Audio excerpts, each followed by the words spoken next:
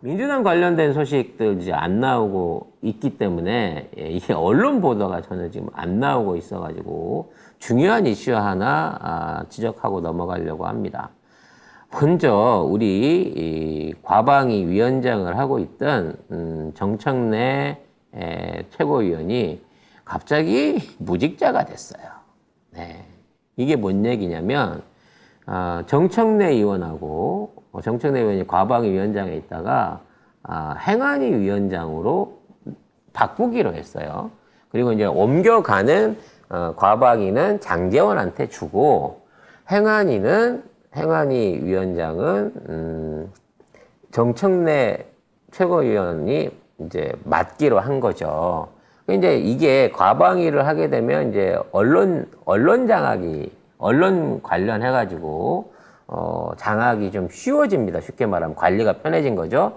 그래서 지금 정청래 의원이 있을 때 그 방송사 이사 선임 그 방식을 20명까지 늘려가지고 17명 이상의 사회의 사람들이 참여할 수 있게끔 이제 법도 바꾸고 이제 공권력에 의한 방송 장악이 일어나지 않도록 이걸 잘 그 단도리를 해오셨거든요. 방송법도 통과를 시켜놓고 표결을 하기 위한 준비를 하고 있고. 그래서 이제 과방위에 있다가 행안위로 넘겨가기로 했어요. 이건 여야 합의에 의해서 넘어가기로 했는데 그게 안 돼 버린 겁니다. 쉽게 말해서. 행안위장으로 정청래를 인정합시다 하고 국회에서 얘기를 하고 있는데 일부 수박들과 저쪽에 있는 국진당 애들이 안 됩니다. 정청래 위원장은 결격 사유가 문제가 맞습니다 하고 의의 제기를 합니다. 근데 이 상황에서 이제 국회의장이 김진표가 이거는 이전에 국회 양당 차원에서 합의된 내용이기 때문에 이것은 그냥 인정하겠습니다 하고 땅땅 때려주면 되거든요. 근데 그걸 안 때려준 거야. 그래갖고 인정을 못했어요. 근데 그 앞에 이제 당연히 행안위로 옮길 줄 알았기 때문에 사임을 하고 빈자리를 내줬단 말이에요. 그게 거의 장제원이 먼저 임명하는 걸 먼저 했어요. 그거는 민주당과 국짐에 있는 의원들이 다 동의를 해갖고 통과가 돼서 과방위원장으로 앉혔습니다. 그래서 행안위원장 이제 결정합시다 그랬는데 그때는 안 됩니다! 라고 해갖고 안 된다고 공석을 만들어버린 거죠. 물론 이렇게 된다고 해서 아예 행안위원장이 안 되는 건 아닙니다. 어차피 행안위 안에 있는 대다수 의원들이 민주당 소속이기 때문에 그 안에 의결을 받지 못하면 다른 사람이 와서 앉을 수는 없어요. 만일에 그래서 행안위까지 던져준다 그러면 행안위 소속 안에 있는 의원들은 나는 수박이와하고 그냥 자수하는 꼴이 되니까. 근데 문제는 국회 자체가 약속을 어겨가면서 과방위를 훔쳐가고 행안위를 안 내놓으려고 하는 거예요. 과방위는 언론 장악에서 필요한 거죠. 아마 그래서 교체를 요구했던 건데 행안위는 뭐가 있냐면 행안위 산하에 있는 경찰들을 통제할 수 있는 권한을 쥐고 있습니다.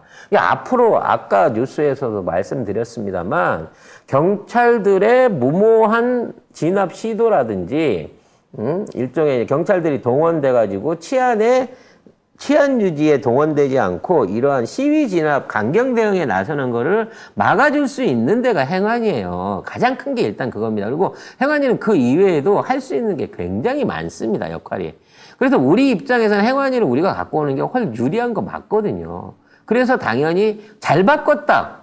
지금까지 정청래 의원이 할 수 있을 만큼 해놨기 때문에 지금 있는 부분 안에서 앞으로 총선을 맞이해서는 행안위 우리가 갖고 오는 게 중요하다고 생각하는데 우리가 눈 뜨고 내다바이를 당한 거예요.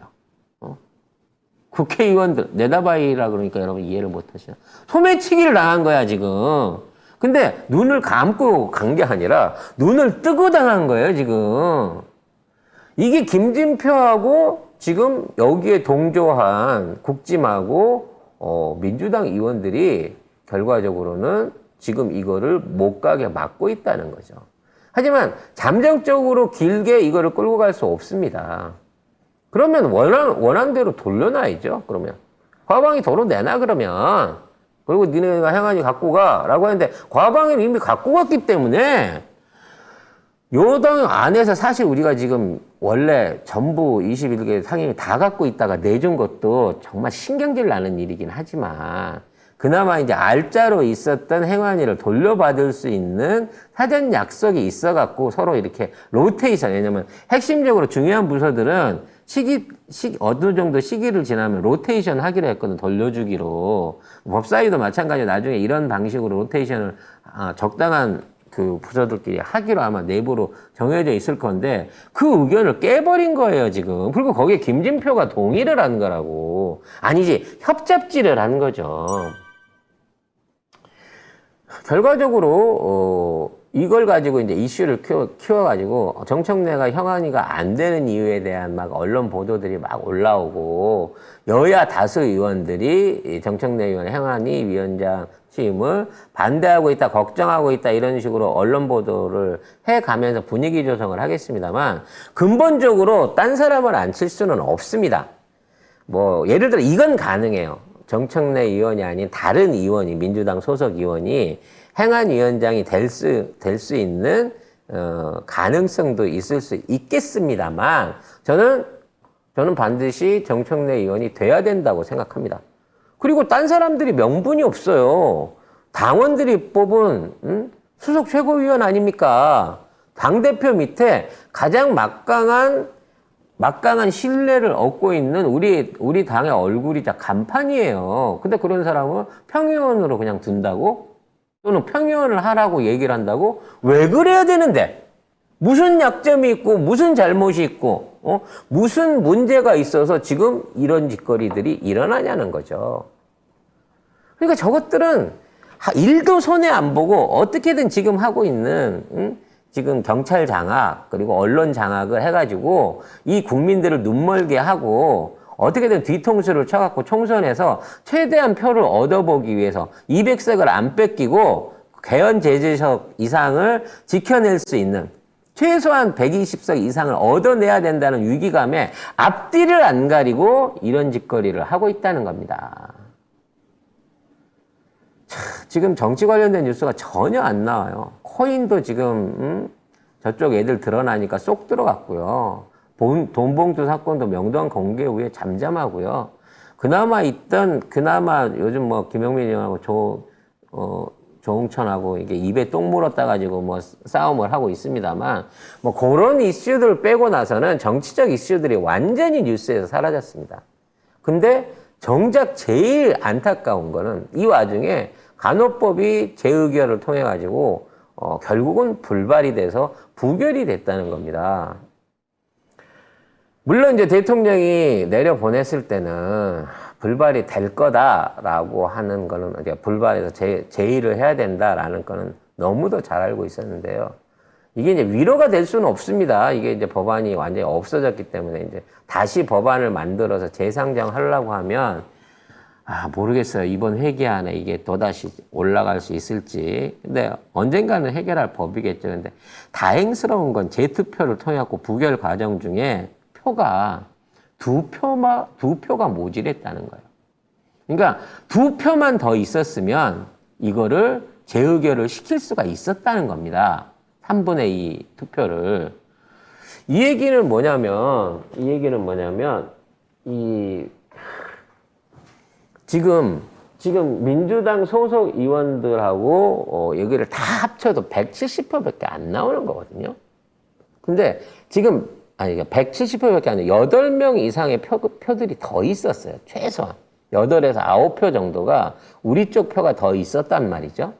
그래서 이 정도 수준이라 그러면 다음번에 제의가 내려오면 또는 그게 민생이랑 민감한 내용인 거고 거기에 대한 거부권이나 부담을 가지는 국회의원들이 있다고 하면 다음번엔 제의를 내려도 통과시킬 수 있지 않을까? 라는 가능성을 봤다는 면에서는 이건 매우 의미 있는 투표 결과입니다. 180명만 했으면 180명만 끌어냈으면 가능했었다는 얘기예요. 결과적으로. 그래서 이 결과가 뉴스를 잘 타지 않고 있는 게 아닌가라는 생각이 듭니다. 근데 윤석열이 날리려면 날려봐. 총선 직전에 가까이 가면 예를 들어 김건희 특검법에 대해서 날렸죠? 그럼 우리가 다시 제의를 붙이죠? 근데 그게 3분의 2 이상을 얻어갖고 통과가 돼버리는 거야. 많이 얻을 필요도 없거든. 저쪽 국진당 안에서 흔들리고 있는 뭔가 김건희 내지는 윤석열의 반대 성향을 갖고 있는 애들 10명 정도만 우리 쪽에 수박이 문제긴 한데 10명 정도만 이쪽으로 넘어오게 된다고 하면 대통령이 거부권을 써도 총선 이전에 이거를 무너뜨려 버릴 수 있다는 거예요. 그럼 이게 실제 탄핵이랑 똑같은 결과를 만드는 거거든. 따라서 계속해서 새로운 민생 법안 그리고 각종 법안들을 내놓고 또 거부권 써봐봐. 우리 또 붙일게. 라고 맞불 작전을 총선 때까지 계속 밀고 가야 될 거라고 저는 생각을 합니다. 희망을 본 거예요, 결과적으로. 우리 쪽의 단합은 흔들리지 않았고요. 최소한. 저쪽은 지금 흔들리고 있다라고 하는 부분에 한해서 이 투표 부결되긴 했지만 굉장히 의미 있었던 투표라는 점을 제가 한번 짚어드리고 싶습니다.